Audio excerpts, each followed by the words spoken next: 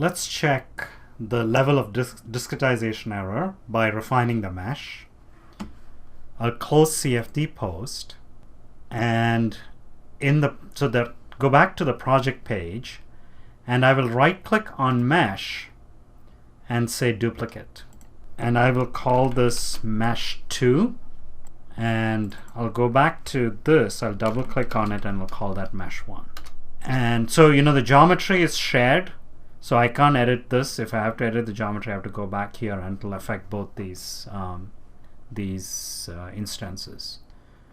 Bring up the mesher by double clicking on mesh, and under mesh sizings, I'll double the number of divisions in the radial direction as well as in the axial direction, and I'll say update.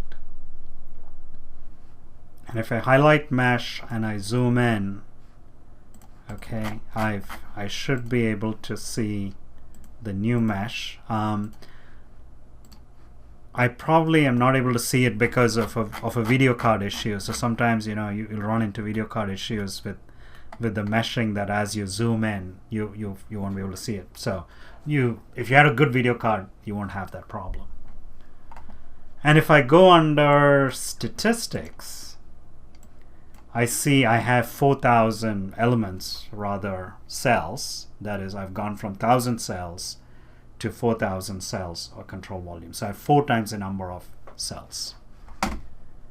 I'll exit out of the mesher, and I'll right click on setup and say refresh to bring the new mesh into Fluent, and I'll start Fluent from solution.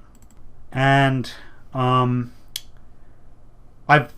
can reinitialize the solution. I think the solution is already initialized, but just to be sure, I'll just reinitialize the solution. And I'll say run calculation. By the way, there's a check case over here. That's a good thing to to click and see if it gives you some warnings in terms of the setup. Here, everything seems to be okay, and I'll just say calculate, and says calculation complete. So I'll say okay, and it converged to the residuals fell below 10 to the power of -6 after 258 iterations, and the drag coefficient seems to not be changing, and it's in around the same value that we got on the Corsair mesh. And if I go to the residuals here, I can see that the residuals are still falling almost exponentially.